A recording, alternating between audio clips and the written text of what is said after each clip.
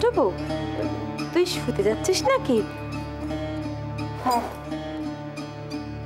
দেখ না, কদিন থেকে যে আমার কি হয়েছে, কিছুতেই ঘুম আসছে না। তাই ভাবলুম তোর সাথে দুটো কথা কয়ে আসি।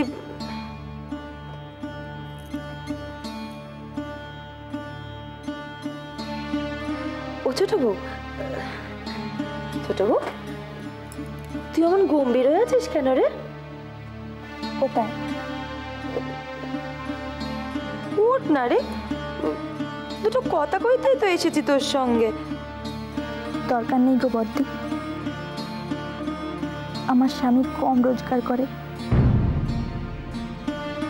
এই সংসারে সকলের গলগ্রহ, তারপর বুঝি আমার সঙ্গে কথা কওয়া সাজে না গো।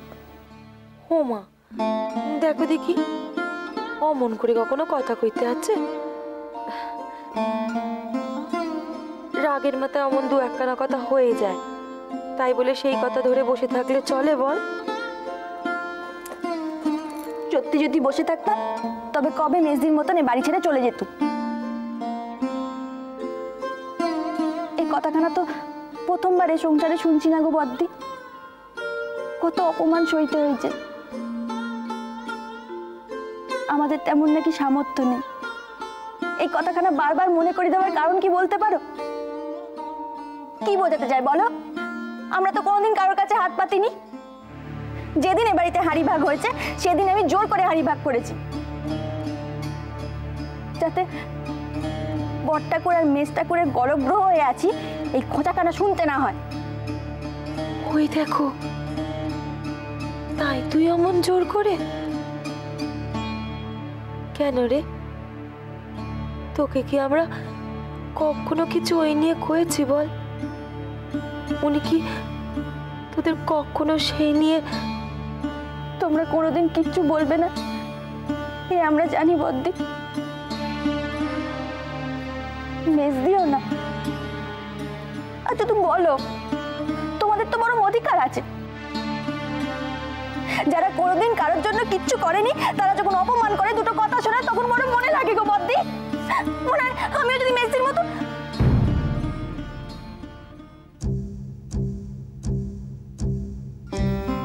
বদ্দি, মাঝে মাঝে মেজদি খুব হিংসা হয় গো। কি সুন্দর নিজের সংসার কেন গুছিয়ে নিল বলো তো, ঠিক যেমনটা চাইতো তেমনটা।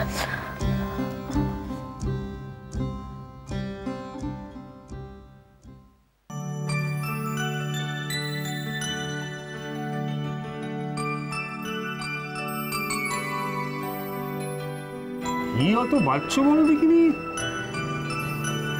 তুমি কি বেছে বেছে কালো চুলগুলো তুলছো নাকি? আরে না না, যেই চুলগুলো পাকানো পাকানো সেই চুলগুলো তুলছি। ও, কটা হলো? 16টা, 8 পয়সা। বাপরে, তুমি তো আমাকে দেউলে করে দেবে দেখছি। মাথা নেড়া, ট্যাঁক খালি। হ্যাঁ গো, এরপর তো আমায় আর কেউ বিয়ে করবে না গো। তোমার তো বিয়ে হয়ে গেছে। তাতে কি, সারা জীবন কি তোমার এই বড় পিসির মুখ দেখে কাটাবো নাকি? সে কি বড় ভালো হবে? কেন, বড় পিসি তো কত সুন্দর। বটে বটে, আর আমি আমি কি কি হলো? কথা বলছো না যে? বড় বলে ফেলো, বলে ফেলো, সত্যটা অপ্রিয় হলো বলে ফেলো।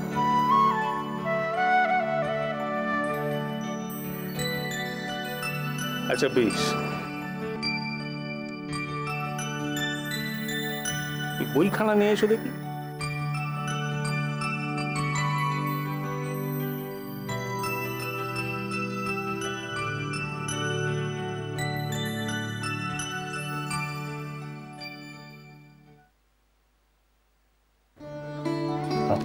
কার বই এটা? তোমার যদি পছন্দ হয় তাইলে তোমার।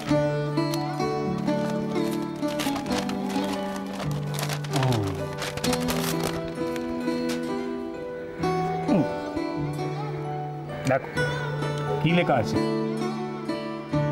আবল তাবল। এবার দাঁড়াও দেখি কোথায় আছে, কোথায় গেল।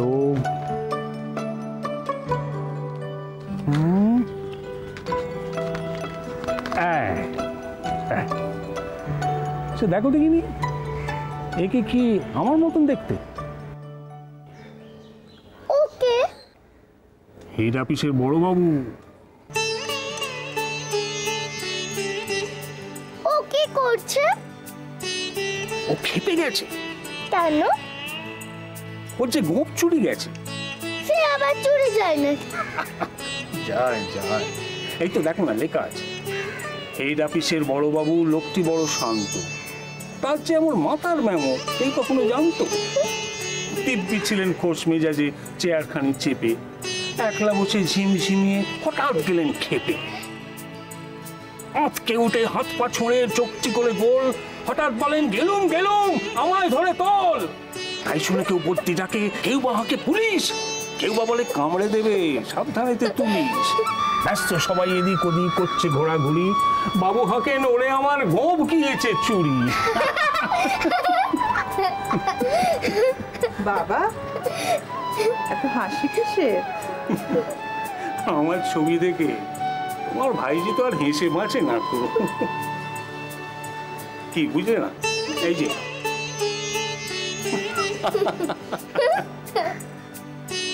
ওই মেয়ে তোমার সুখ্যাত করছিল খুব।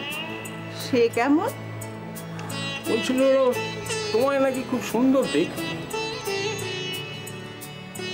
ও মা, তাই?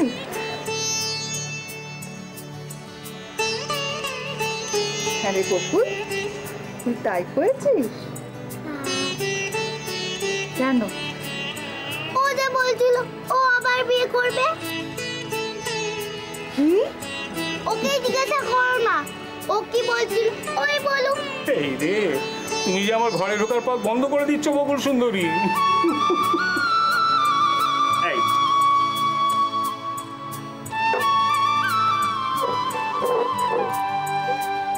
এই বাবা,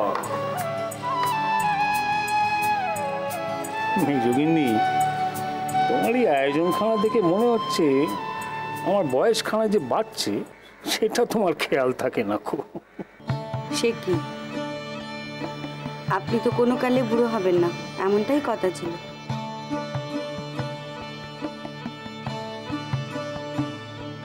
সব কথা কি আর রাখা যায় মেজগিন্নি? এমন কত কথাই তো শুধু ওই কথার কথা হয়েই থেকে যায়। এ কথা আপনার মুখে মানায় না। নিন, খেয়ে নিন। মা, আমি পিসে মশাইয়ের জন্য চাটা নিয়ে আসি। পারবি? হ্যাঁ। যা।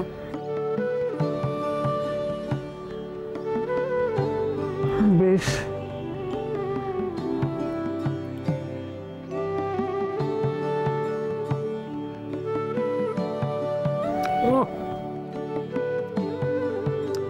নিশ্চয়ই মেজগিন্নির হাতের সিঙ্গাড়া।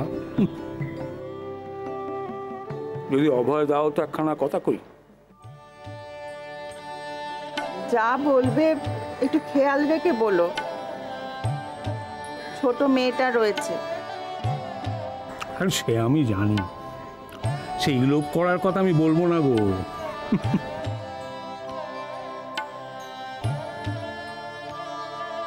আচ্ছা মেজগিন্নি, মাঝে মধ্যে এই বুড়োটাকে নেমন্তন্ন তো করতে পারো। বাড়ির রাঁধুনির ওই ঝামা পড়া হাতে রান্না খেয়ে খেয়ে জিভে একবারে চড়া পড়ে।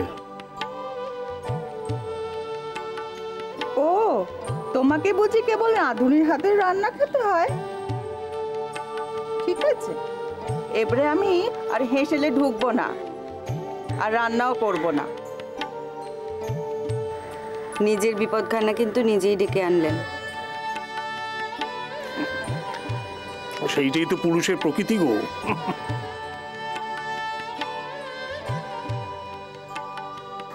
তবে এই মান খারাপ ভাঙাতে যে কি আনন্দ,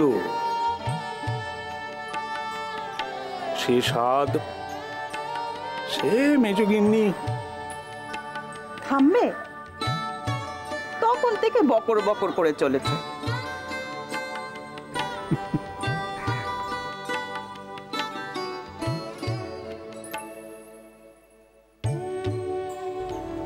পিসেমশাই, আজ তুমি আমাকে একটা গল্প শোনাবে? কোন গল্প? তোমায় বলতে হবে কিন্তু, সেই যে তোমার সমুদ্র দেখার গল্প।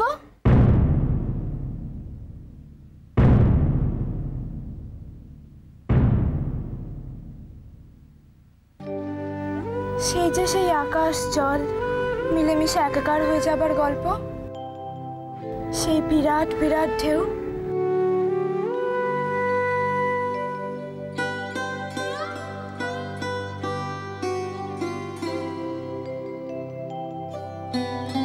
আচ্ছা, ঢেউ কেমন হয়?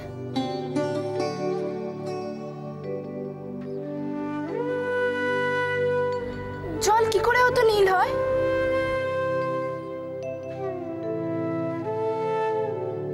তুমি আজ শোনাবে তো? শোনাবো।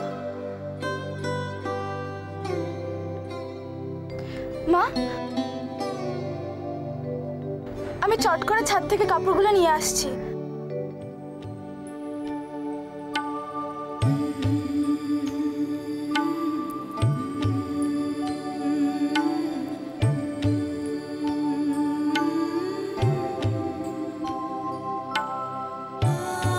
কি করবে মেজগিন্নি?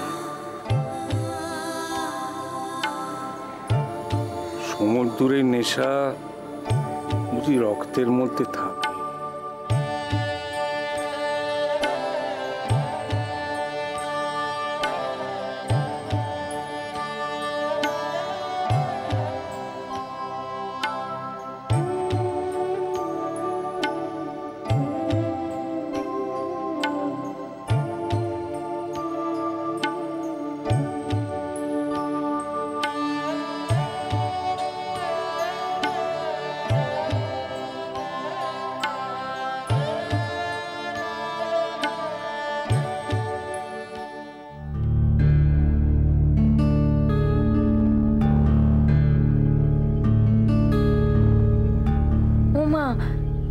তুই এখনো ঘুমোসনি? বসো।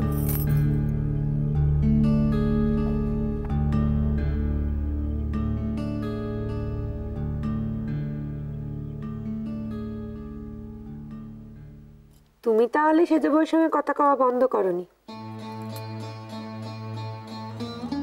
না, ছোট বউ করেছে কি না তাই বললুম। ভাবলুম তুমিও বুঝি হয়তো আমার সঙ্গে কথা কইবে না, সে হয়তো তোমাকে তার দলে ভিড়িয়ে নিয়েছে। আমি তো বাপু কোনো কালেই এমন কুটকচালি করতে পারলাম না। ও মা, দেখো দেখি কি বলিস তুই। সে কথা কওয়া কেন বন্ধ করবে বলতো? তাই তো করেছে। কেন, তুমি কি চোখ বন্ধ করেছিলে নাকি?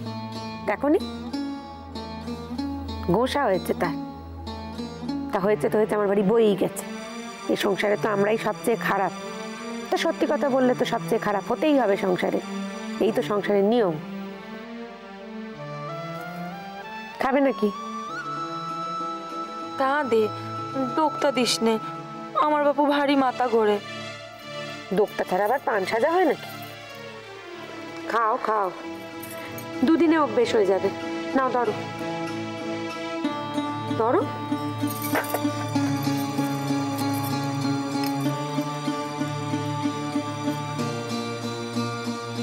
তাই গো বদ্দি,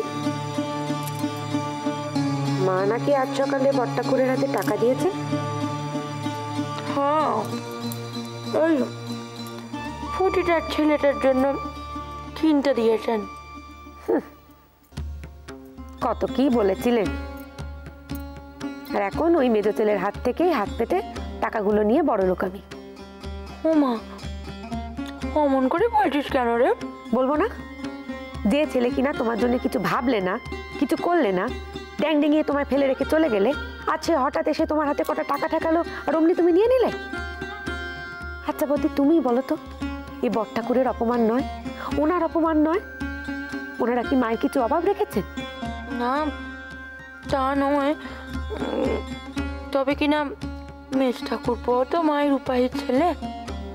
ওই তো, ওই হলো গিয়ে তোমাদের দোষ, জানো তো। নয় তোমরা কিছুই দেখো না, নয় দেখেও দেখতে পাও না। মিলিয়ে নিও আমার কথা। আজ মা তাদের টাকা দিয়ে খয়রাত করছেন তো, কাল তাদেরই মাথায় তুলে নাচবেন।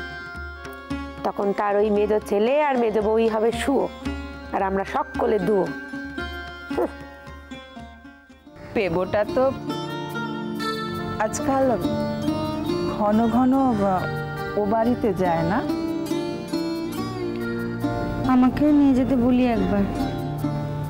তা নিয়ে যায়নি কেন? উনি বলেন ও বাড়ি ছেড়েই যখন এসেছি তখন আর দেখা করতে যাওয়া কেন, তারা তো আমার শত্রু। এই ছেলেটার মাথায় কোনো কালে বুদ্ধি হবে না। তবে মেজো বউ, তুই বড় ভালো কাজ করেছিস মার হাতে টাকা কটা পাঠিয়ে। সেদিন গেছিলুম, মা কত কি বললে, ওর জন্য এই কিনবো, তার জন্য ওই কিনবো। ওটুকু তো তোমার ভাইয়ের মার হাতে দেওয়াই কর্তব্য। তবে আর রোজগার করছেন কেন? সংসার কেমন চলছে মেজগিন্নি? নিজের মতো। তা মেয়ে দুটোকে স্কুলে দেবে না? হ্যাঁ, এসে থেকে গুছিয়ে উঠতে উঠতেই সময় গেল। ওনাকে কয়েছি, ভানু অবশ্য কয়েছে বোনেদের ভর্তি করে দেবে। কানুটা তো পারুকে অঙ্ক দেখিয়ে দেয়। হবে, ওরা স্কুলে ভর্তি হয়ে যাবে। ওই মানুষও বলল, আমি আসছি।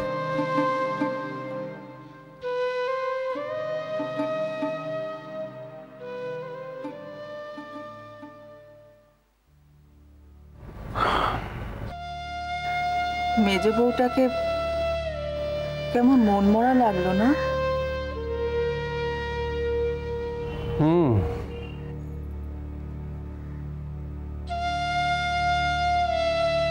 কি হলো বলো দেখিনি? এখানে এসো অশান্তি। তুমি কি ভেবেছিলে রূপকথার গপ্পের মতো? তারপর তাহারা সুখে স্বাচ্ছন্দ্যে ঘর কন্যা করিতে লাগিল। জানি না বাবু, তবে মেজো বউকে দেখে মনে হচ্ছে কিছু একটা চেপে চেপে মনের মধ্যে ও গুমড়ে রয়েছে। মেজগিন্নি যাদের উপর বেশি ভরসা করেছিলেন, এখন বুঝি তারাই তাকে নিরাশ করছে। এমনি তোমার মেজ ভাইপো দুটিকে আমি যতদূর জানি, বংশধারার মূল উৎস একেবারে তাদের অস্থি মজ্জার গভীরে ঢুকে আছে। মেজগিন্নি হয়তো পরিবেশ বদলে দিতে পারে, তাতে হয়তো খানিকটা পালিশ হয়, কিন্তু তার ফল হয়তো হয় আরো মারাত্মক।